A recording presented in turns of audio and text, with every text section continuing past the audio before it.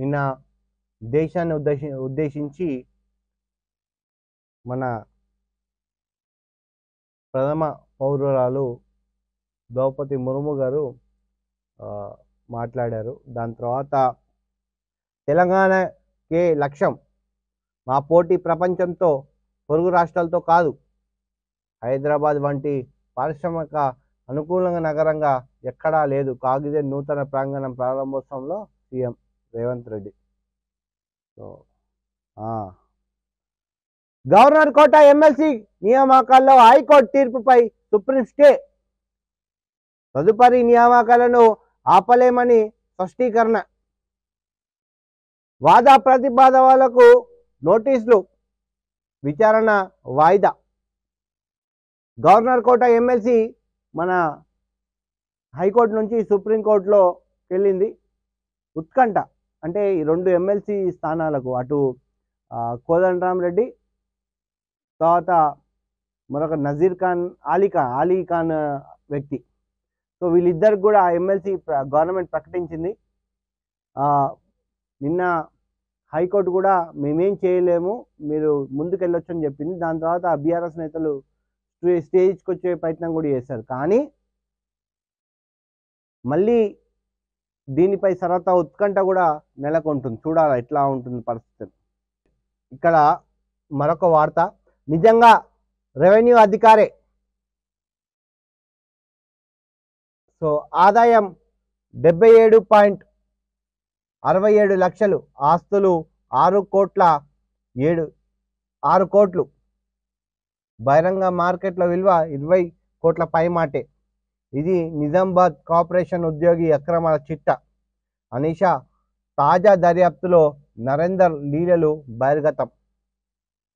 మొన్న నిజామాబాద్ సంబంధించిన మున్సిపల్ శాఖ సిబ్బంది ఎవరైతే దొరికారో తన ఆస్తుల విలువ కేవలం అనీషా అధికారులు చెప్పిన విలువ 20 కోట్ల పైమాటే. కానీ నిజామాబాద్ లోకల్లో వినబడుతుంది అంటే 100 కోట్లకు పైగా తను ఉన్నాడు అన్నట్టు కూడా వినబడతా ఉంది. సో ఇది కలెక్టర్లు ఆసుపత్రిని తనిఖీ చేయండి. ఇప్పుడు నిద్రలేసింది మేడం. ఇప్పుడు దాదాపు 3 తారీఖు నుంచి 14 తారీఖు వరకు పర్యటన పోయింది. వచ్చి ఆసుపత్రులు తనిఖీ చేయండి, హడావిడి చేయండిగా, మన మీద ప్రభుత్వం మీద బాగా అదైపోతుంది అని. అయితే మీకు ఒక కథ చెప్పాలా, మీకు ఒకసారి చూపిస్తాగండి.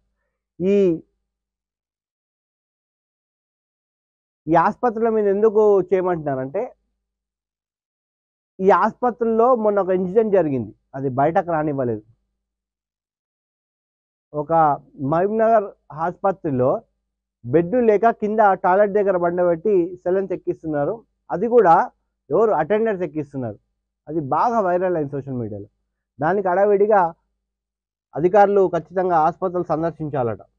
వీడియో కాన్ఫరెన్స్లో ప్రభుత్వ ప్రధాన కార్యదర్శి ఆదేశాలు, ప్రభుత్వ ఆసుపత్రులు పిహెచ్సిలను తక్షణమే తనిఖీ చేసి ప్రజల నాణ్యమైన వైద్యం అందించేలా చూడాలి. ఈ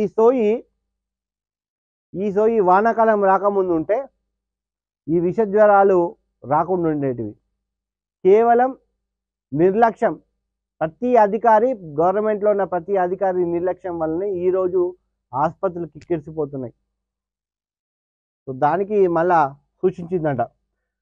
శాంతకుమారి ఆదేశించారు. ఈ మేరకు బుధవారం కలెక్టర్ కాన్ఫరెన్స్లో నిర్వహించిన రాష్ట్రంలో సీజనల్ వ్యాధులు నివారణకు తీసుకుంటున్న చర్యలు, స్వచ్ఛదనం పచ్చదనం ప్రగతిని సమీక్షించారు. ఈ సందర్భంగా ఆమె మాట్లాడుతూ సీజనల్ వ్యాధులు, డెంగీ, గున్యా, ఇతర జ్వరాలు వ్యాప్తిని అరికట్టేపై కలెక్టర్ దృష్టి సారించాలని వ్యాధులు నిర్ణయించారు. కిట్లు, మందులు రాష్ట్రంలో అందుబాటులో ఉన్నాయి. కలెక్టర్లు జిల్లాలోని ఇతర ఉన్నతాధికారుల ఆసుపత్రులు, పాఠశాలలు, హాస్పిటల్ను పరిశీలించాలి. ఏం చేస్తారు మేడం, ఏం చేస్తారు చెప్పు.